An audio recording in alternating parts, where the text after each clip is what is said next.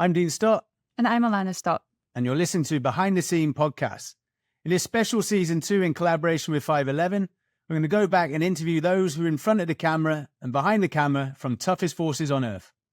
Toughest Forces on Earth was an incredible show and we were both delighted to be part of it. We got to meet some of the most incredible forces around the world. Like any other viewer, we were left wanting more, so we wanted to find out more about how they work, why they work, and what it is they do. This season will give you that. On this episode, I'll be interviewing Captain Robin Lumsden from the Austrian Jagdkommando. We'll be talking about difference between Tier 2 and Tier 1 units, the Alpine warfare, and their killing house. I hope you guys enjoy the show.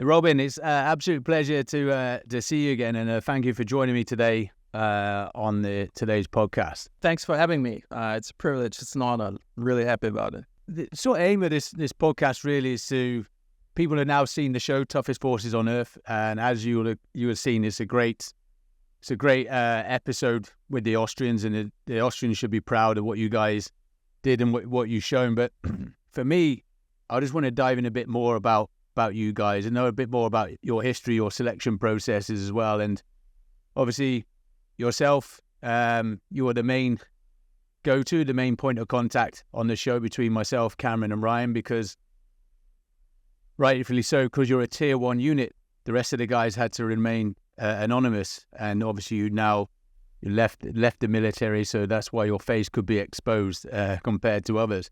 But firstly, before we go into anything, I just wondered if you could introduce yourself and talk a little bit about your military experience, and what you're doing at the moment. Yeah, thanks for having me. Interesting enough, the military sacrificed my anonymity and felt it's more important to get the best recruits in the future than having me, to still serve on active duty. But no, that's fair. That's a new role that I have to some extent. I'm still in the reserves. We have a 3-tier system. We have the active duty, we have a militia, and we have reserves. I'm right now in the militia system. And I think that's a unique creation that we have in Austria.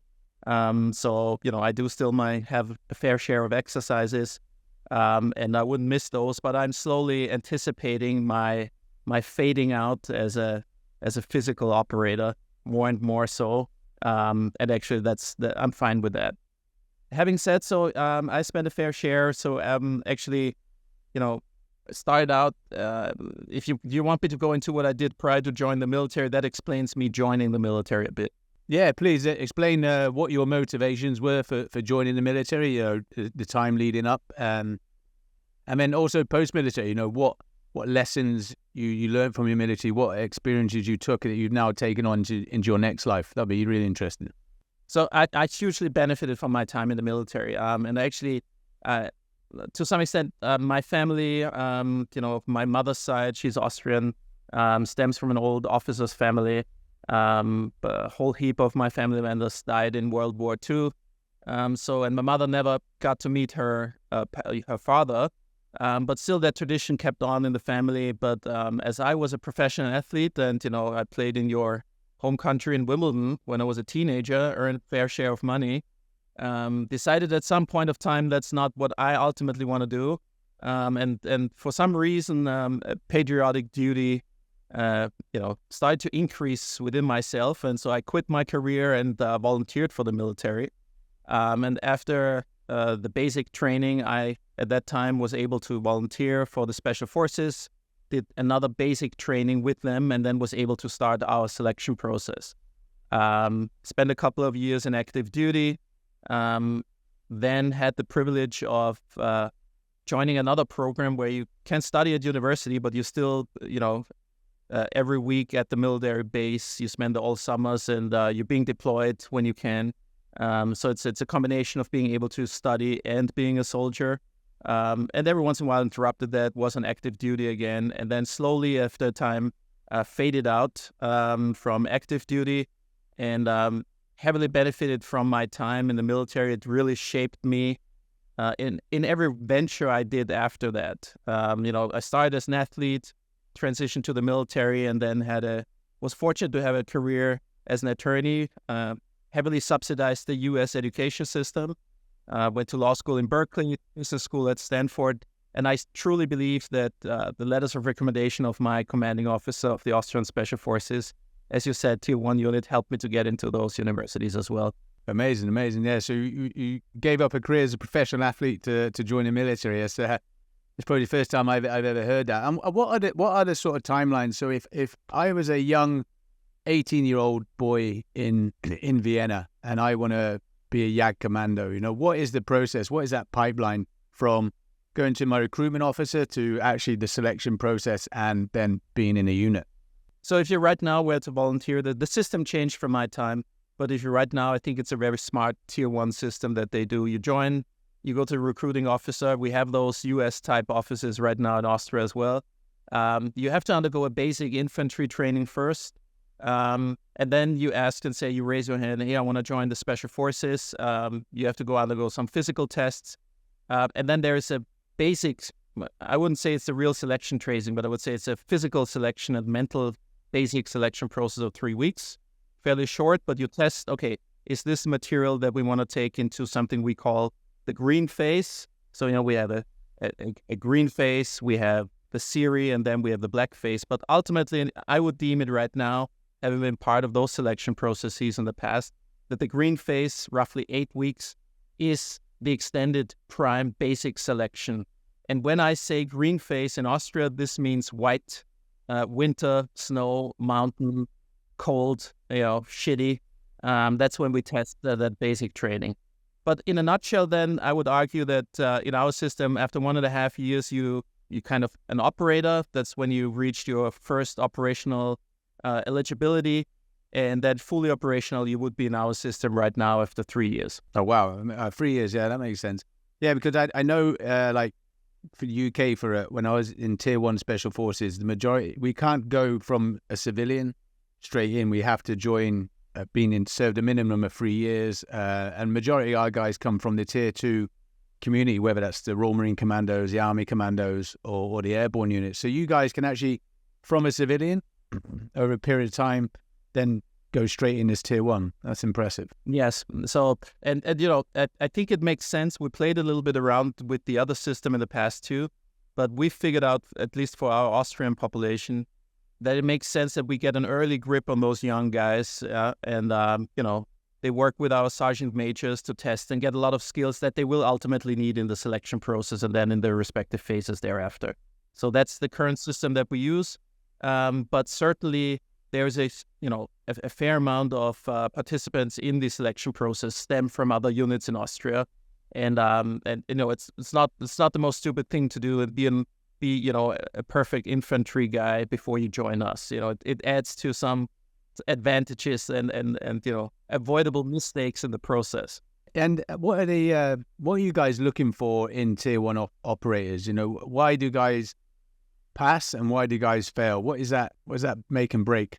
So ultimately, and I give you my take, and then I give you the official take and those of my officer friends. My ultimate take is actually the only thing that we seek is somebody who doesn't quit. Especially these times, young adults, teenagers, they early quit. You can't afford having somebody on a mission who would ever think about quitting. So it's just not in your repertoire of decision making that I would quit. That's what I would initially look for. But the other way to look at it is we ultimately want people who are smart and who are willing to break rules if needed and to take decisions. So we're not looking for the fully fitted yes sir type of soldier, rather for a smart interpreter of a task given and being creative in solving it. I think those two, if you put these two together, I think you have a fairly solid guy that we would be looking for. Yeah, that's the same. I always say that you can have the fittest guy in the world, but if he's not able to operate, turn his radio on and establish communications, then he's no good. It's the selection process. I weeds out those that aren't physically capable, but those that are, academically also need to be capable as well. Robin, when you what did you think when you first heard about the show? Of all the units we visited, we did eight units, and my ears pricked up when, obviously coming from Tier 1 Special Forces, that we're going to be now in Austria with a Tier 1 unit. What were your thoughts? Did you have any reservations, or did you see this as an opportunity for the world to get a better insight into the Jagdkommando? Because I'm brutally honest, I heard about you guys, but I wasn't aware fully what you guys actually did, and I think this show really showcased that. So what were your thoughts on that? My initial reaction was fairly pragmatic. I say we want to have a larger pool of recruits that volunteer for the Special Forces. So I think that's where we want to start out. We're a small country, but we always had the benefit of having a huge pool of recruits, and that's, I think, what makes us unique. We do not produce a whole heap of soldiers every year or every 3 years. It's a small group. It's not like arguably in the US, so we don't have to lower standards if that were true. So I thought, I think it's an awesome idea. Because, I have kids myself these days, and how do you reach those kids? I accept that I'm very different to those kids, and my prime motivation was a different one, and those kids need to see something that is cool to create the same image that I had at the time when I volunteered. So I think this show will add to, I think it will have an impact on recruiting to see, okay, I want to be like Dean, I want to be like this SBS type of guy. And I can have that in Austria, and maybe our unit even has some benefits. And I think it's professional to be part of a show like this. It's still serious for us as Jagdkommando. You guys are serious, but at times, but also entertaining. And I think that's a perfect mix. Because let's face it, also I would understand when you have been on a mission, we've not always been serious. There's a lot of relaxed talk and making jokes about each other. But when needed, we do have the skill and the ability to be hyper-focused. And I think the show, I didn't see all of them yet, but the ones that I saw, I think they have the perfect display of, we can be relaxed. We know how to bring ourselves into the perfect tension, actually like a professional athlete. But then when the shit hits the fan, we are super serious and just function and super fast in our decision-making process. Yeah, I think you're right there. Everyone has this perception on Special Forces that it's very strict. It's 100 mile an hour all the time. You have to be on the top of the game, which you do when you are operating. But it is a very humorous environment. Yeah, you do need to be able to relax. But also, and I love the fact that you touched on recruitment, because I think that every unit that's come on this show will walk away knowing that they made the right decision. I have no doubt when season 2 comes, there's going to be people knocking on a door, because every nation is struggling at the moment with recruitment. Every nation, USA, UK.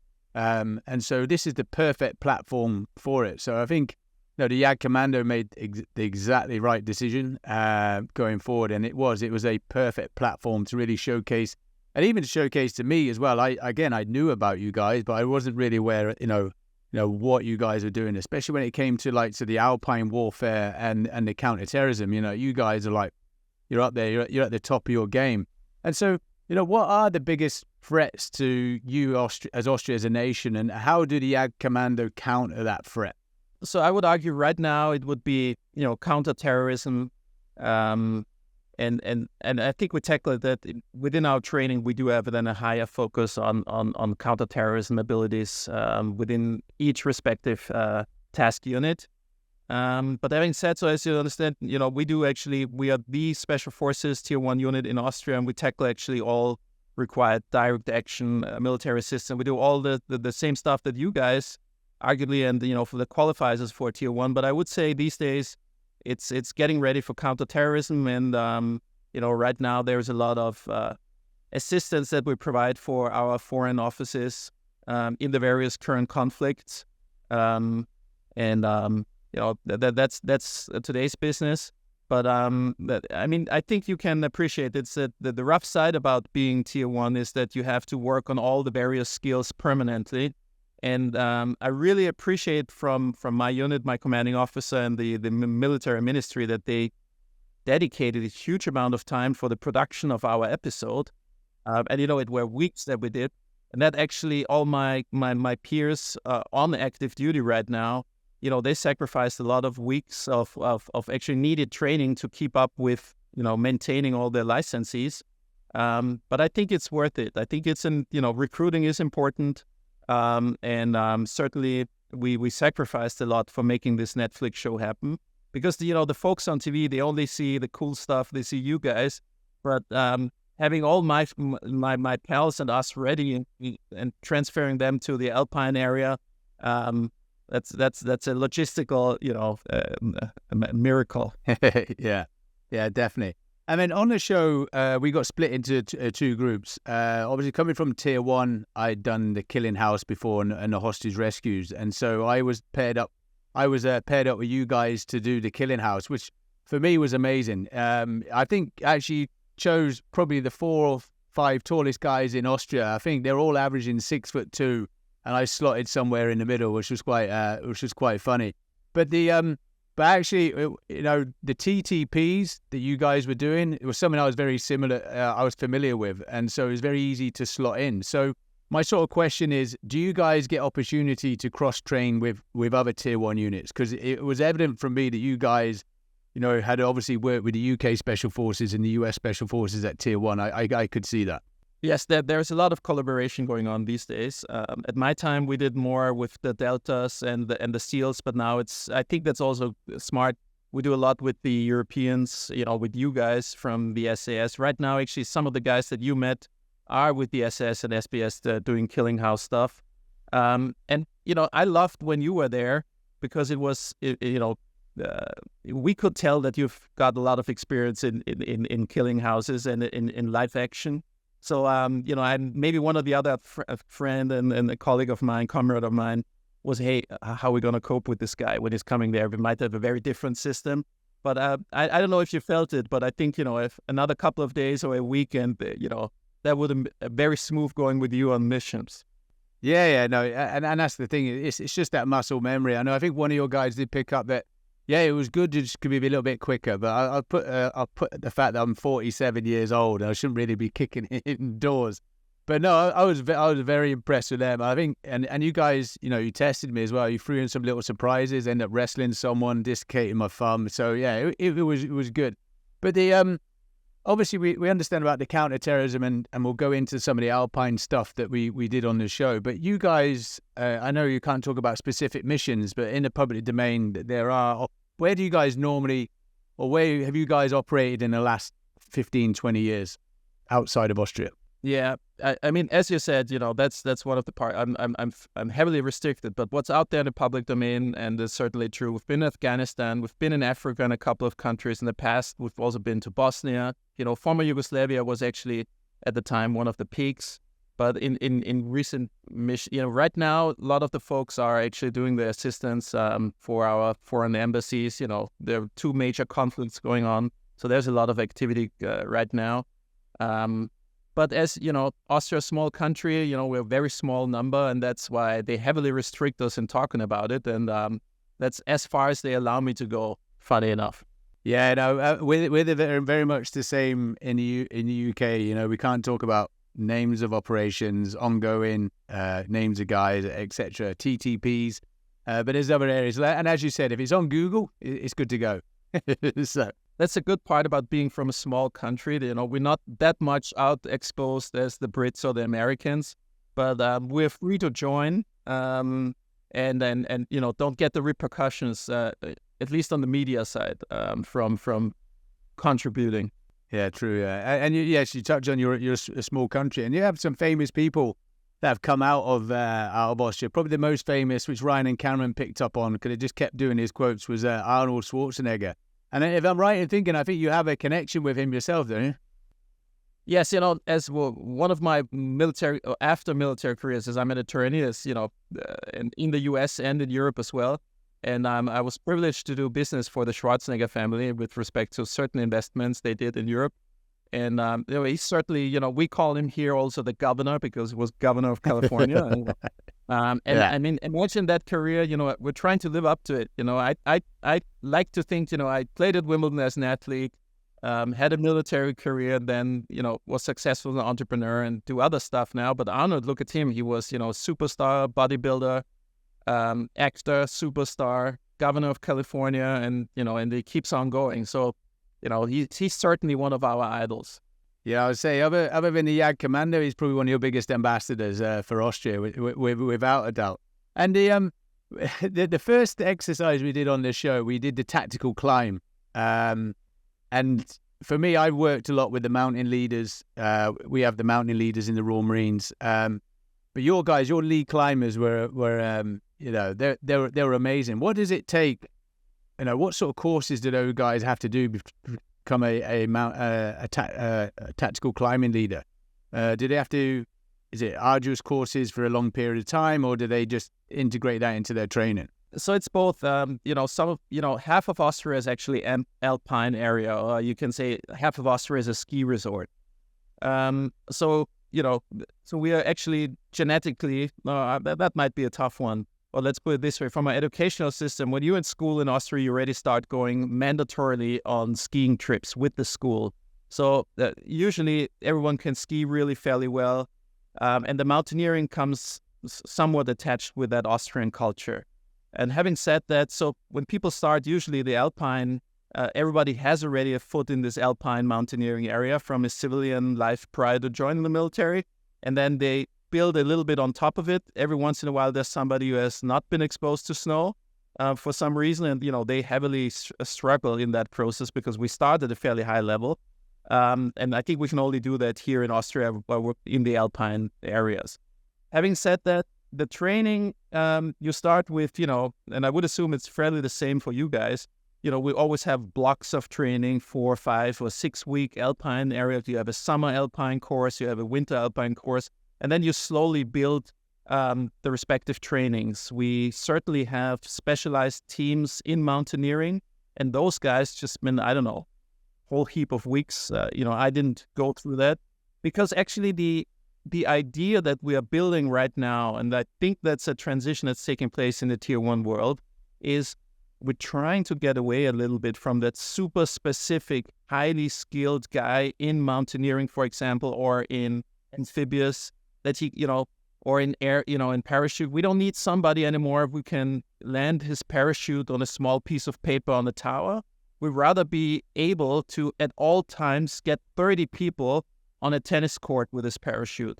So that's a little bit what we're trying to get away with. I still stem from a time where the specialization was fairly high, and now we're trying to be a little bit more, hey, let's have a certain level of everyone. But certainly mountaineering, alpine warfare is one of our Austrian Jagdkommando specialities.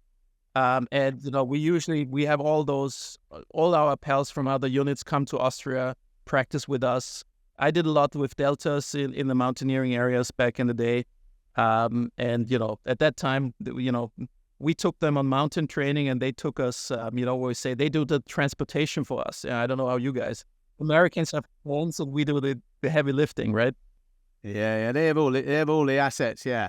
But interesting you say that. So I know in the UK Special Forces, we have our squadrons, and then within our squadrons we have 4 troops. One is mountain, one is air, mobility, and boat. And so, like on a climb like that, mountain troop would obviously lead the guys. But I know that I think we're very similar to you. If you join the Special Forces and you're already, you've come from the Pathfinder units, you're already hey-ho, free-fall qualified, then it makes sense for you to then go join mountain or boat, because you then, you're learning another skill set. But you're right in saying is that, yes, you can have a group of experts, but it's best if everyone has an opportunity to do all that. So I can relate to that.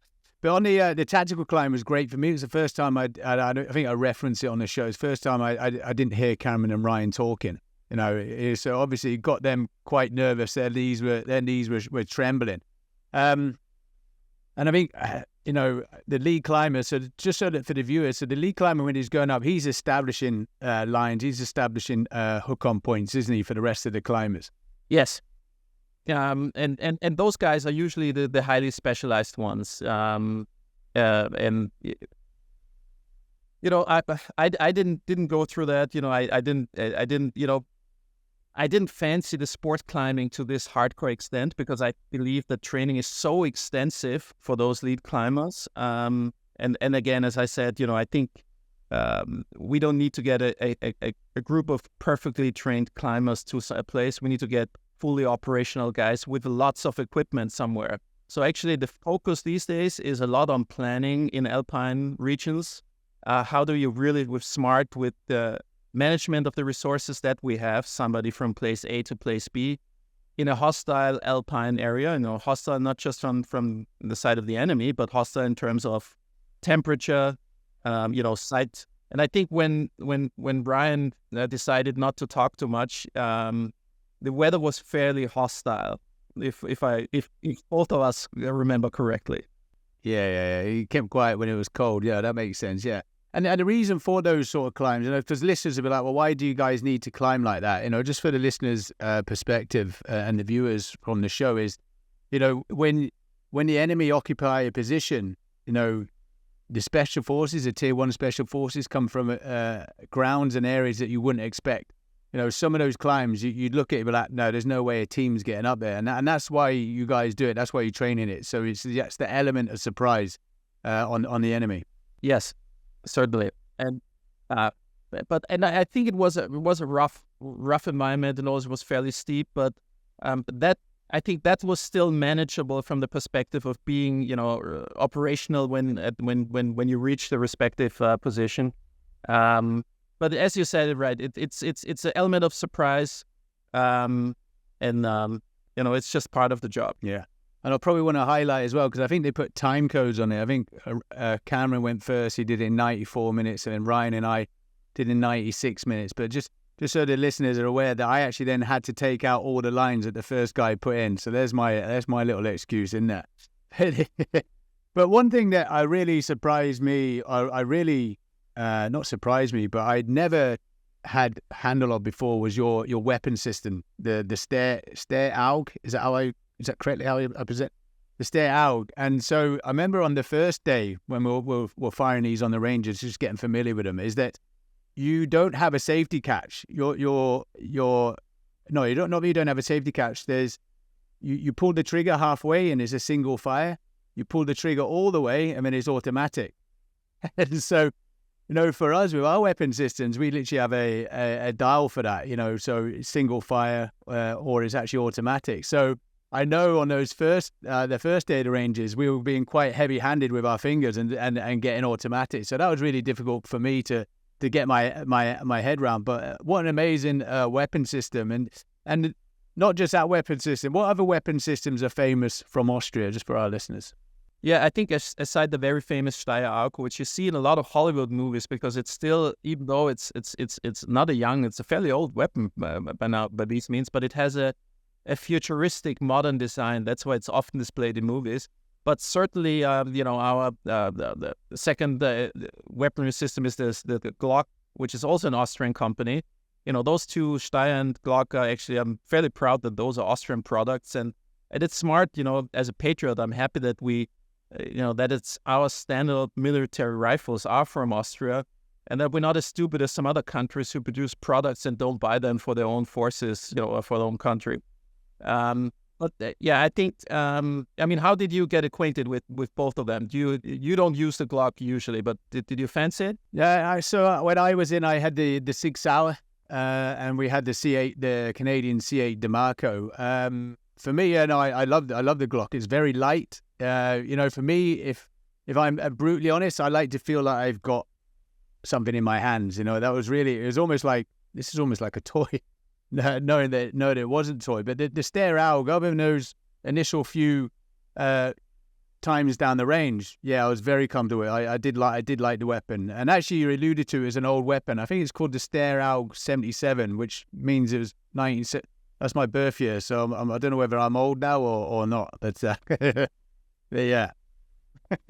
When you mentioned that, that's a little. I slowly figured, is that my alpine thinking of reduced weight? Because when you say, oh, it's a light weapon, I love that. I want to reduce weight at every opportunity I have. I think we master that really. That there's nothing that's unnecessarily heavy. But I know what you're talking about. The friends often tell me that the Glock feels a little light. I think it's just muscle memory of what you're used to. But but I do enjoy firing the Glock. And for me, we talk about the brotherhood, and obviously you now have left the military. Leaving the military is very difficult. That transition is hard. You never really do leave. I say you have an identity crisis. But what are some of the takeaway points from your time in the career that really helped you with what you're doing now? And if you can go into some of what you're doing now and what you learned from the time in the military. I think there is, especially as a contrast from an athlete, where you learn certain skills, and actually as an individual sport athlete, there's a lot you can transition into the military. And then the military is, focusing on yourself, but working the team. So it's a mix of individual sport and team sport. I think the ultimate team sport at the end of the day. And what I really gained from the military for myself as a character was an unbelievable confidence that, I think you can throw us into any kind of issue or situation, and we find a way to solve it. There's this non-quitting but not complaining, not arguing mentality.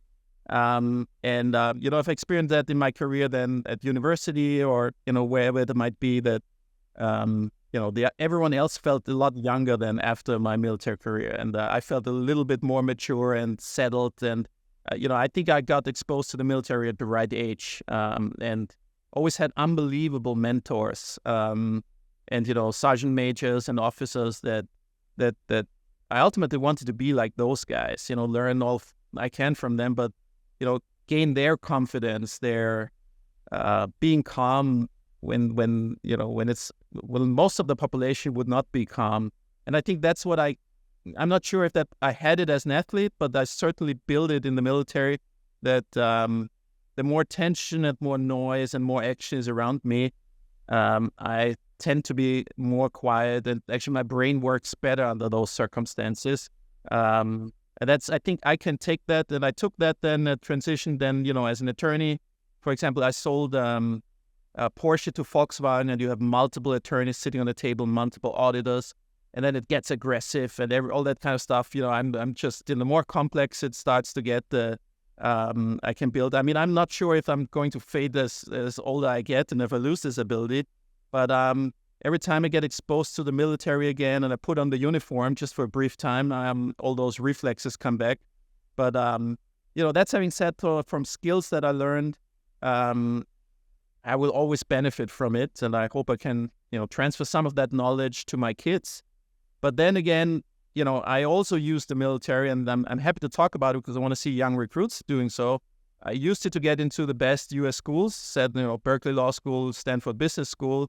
And it's, I worked with some of the richest people in the U.S., certainly, Alex Karp, who founded Palantir, a software that lots of Special Forces units use, helped them to IPO. And I think I wouldn't have been so interesting for all those people if I hadn't had, a Special Forces background. So that's what I'm telling all my friends, hey, use it. It's, from the Germanic countries, and I think it's fair to say, having lost World War II, the military wasn't perceived extremely positive in our societies there after World War II, because everybody wanted to depart from the notion that the military in war has anything, beneficial. Well, after a couple of years now, slowly everybody realizes we need strong militaries in Austria, in Europe, even more so these days, with the Ukraine conflict being fairly close. I was already talking about my military career at times when it wasn't popular in my country. So take Germany, as well. That's what I encourage everybody use. Communicate the benefits, the skills you learned. It's a huge skill set. The military, even more so the Special Forces, and utilize it for your follow-up careers. Yeah, I always say that, you get those physical skill sets from your time in the military. It's all those other things that you learn. I don't have a degree, but I'm very comfortable in talking. I've spoke in front of 10,000 people. You now have a society where people are very closed off from other people. But in the military, you're naturally addressing to 100, 200 guys. You're working in high-octane environments, having to make snap decisions. There's a lot of synergies between the battlefield and the boardroom, I call it. A lot of these corporates want to know what is your mindset going into that. And we have plans, of course, in the military, but what we're experts at being reactive to those situation changes as well, which, so there's so many transferable skills. So I'm so glad you touched on that. Just going slightly back to the show then. When I was in the killing house, clearing the rooms, Cameron and Ryan were off doing some medical training. And so your medic guys, are they actual doctors themselves, or are they medics that have trained in the teams? Because I have seen in some other sort of European and Scandinavian units that actually, some of them are actually full-time GPs and doctors. Is that the same with you? Yes, actually, in every team we do have a fully trained medic, but right now we were able, with that system of providing also, being in the Special Forces, but at the same time then after a certain amount of years in active duty, going to university and then staying close to the unit and being part of it. So I think you got introduced to a whole heap of surgeons that we have within our unit. And so I think it's just unbelievable that the medic trainings in our country are being conducted primarily by fully fledged emergency surgeons. So we don't, and I think the benefit is you're not being just taught theory, but it's really life action. It's so life-saving decisions that you get from people who do that on a daily basis. As a average medic operator within one of our teams. Only gets to do a very few set of those, emergency surgeries and whatnot in his military career. So I think that's a huge benefit. I think the level of medic training is extremely high in our unit, and you have a whole heap of weeks of medical training, and also these days we have at least 2 weeks of medical training each year. After you've completed a certain standard, and again, it's you want to have a certain muscle memory with respect to the topic of medic, assistance as well. Yeah, amazing. Yeah, I've seen the advance in medical training throughout the Special Forces, especially during the global war on terror. But it would give me even more of a warm comfort knowing that there was actually a surgeon on the team as well. And then we then split off again. Cameron went off and did some contact drills on the quad, which is really good, just to highlight, that you can do contact drills on the move with a vehicle.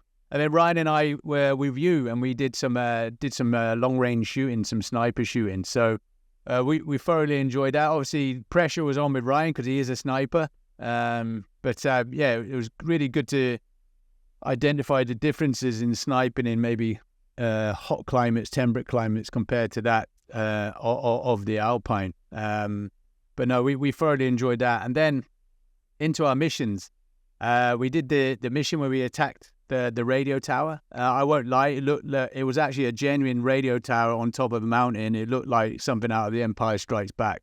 We thoroughly enjoyed that. But we had is that typical of a normal sort of mission profile for you guys? And I'll go into the final mission shortly. Is that something you guys rehearse and train a lot on? So to a fair extent, that was a spectacular venue, certainly, up there. But that's actually something, it could be a strategic target. But I think these days, we focus a bit more on in the regular workouts and practices on the target that we have had in our final mission. Yeah. The final mission, as you told me, it was a nuclear power plant. It was a hostage rescue, and that's where literally all the training sort of integrated. Ryan dived in, and that was interesting for me. Austria is landlocked, and you have a dive team. I'm like, okay, but so you guys that literally have all the capabilities as every other tier 1 unit. So Ryan, rightfully so, did his sniping, and Cameron and I came in and cleared the building. But for me, my real takeaway from you guys was just the professionalism as well. I could see it was almost evident that you guys were tier 1 without me actually knowing it. No, just purely by the way that you conducted yourselves, the equipment. I think of all the units that we went to visit, we had so much equipment from you guys. Literally walking around with about 6 or 7 511 SOMs, just dragging them all over the place. But that was evident for us, but really for that was because we were operating in so many different environments. There was the Alpine, there was the killing houses, there was the diving stuff. So for me, I think you guys were absolutely amazing, and it really did for me. It opened my eyes. Like I said, I wasn't really aware of the Jagdkommando. I know you and I we went one lunchtime, you guys with your counter-terrorism team, we get together and you presented me with the whiskey. And one thing we touched on is introducing you guys to the SBS. And it seems like, that introduction I did has worked. So I'm pleased that you do the cross-training. Again, so my final two questions. The first question is, what does the phrase "always be ready" mean to you? I would argue that I have to stay in physical and mental shape, and wherever I am on which kind of continent, if my country and my unit were to call me and say, Robin, we need you, that I, have a plan of how getting back fast, have my equipment ready and report on base. Which is, I have 3 kids. You start thinking differently after a while about it. But the way I was brought up, the way I view it is I have a duty. And I strongly believe it's smart that people like us, whatever that means, with a well graved the moral compass, are part of units like ours. There is a decision-making process, process. There could be a lot of collateral damage, and so I think it's part of what I was built for. And so always be ready means if they need me, they can call me and they can count on me. That's a great answer. That's a great answer. And before I actually go into my last one, I've just remembered actually, because a lot of these listeners will be Americans. You have an affiliation with an American football team in Austria. If you can explain a bit more on that. Yes, so funny enough, I'm these days I'm the owner of the most successful American football franchise. If I don't wear a uniform, I wear a suit or I wear this franchisee look. So the Vienna Vikings, we dominate Europe. We were the 22 champions. So this is, if you want, the NFL Europe. It's not as big as the NFL yet, but it's on national TV in almost all European countries. And as I mentioned, I was a college quarterback back in the day as well. Loved football big time, and it's the fastest growing sport in Europe, and we play against teams like Paris, Madrid, Hamburg, and it's at the end of the day, it's partially an investment with the benefit of that I like the sport. And again, what I do now is that the young players from our team, we have a school, an academy, a gymnasium where young students from the age of 14, they can go play football and go to school.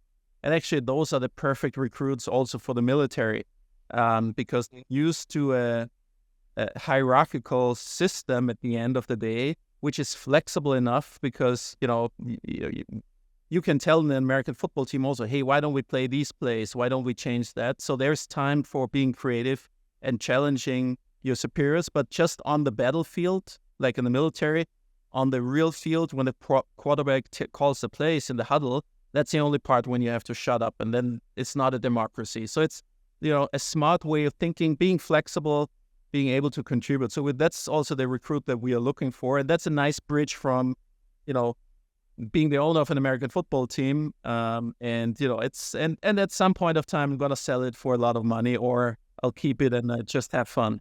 Yeah, it's strange actually, your career. You started off as a professional athlete in a solo sport. You then joined the Special Forces, and it was all about working as a team.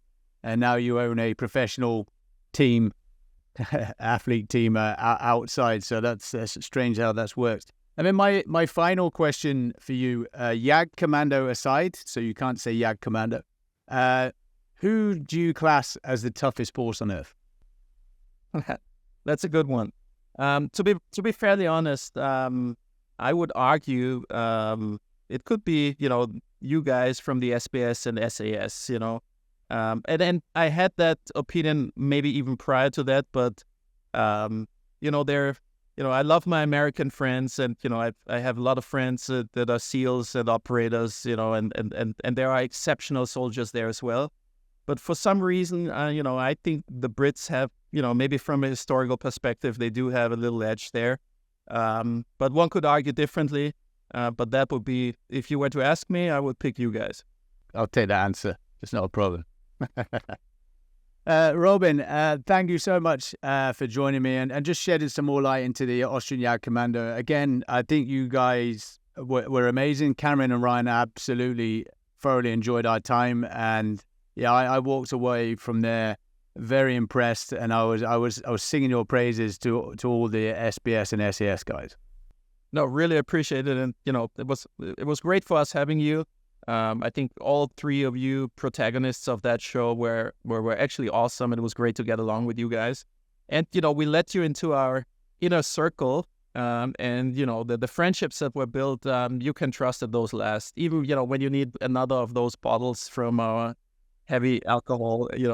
It's a symbolic gesture, but at the end of the day, I think it was relationships were built, and we're a certain kind of set and breed of people. And I mean that respectfully. And so thanks for being part and sharing your time with us. And that's two-way as well, if you need anything from us. Appreciate it. Cheers, Robin. Thank you so much. Hey, thanks, Dean. It was awesome.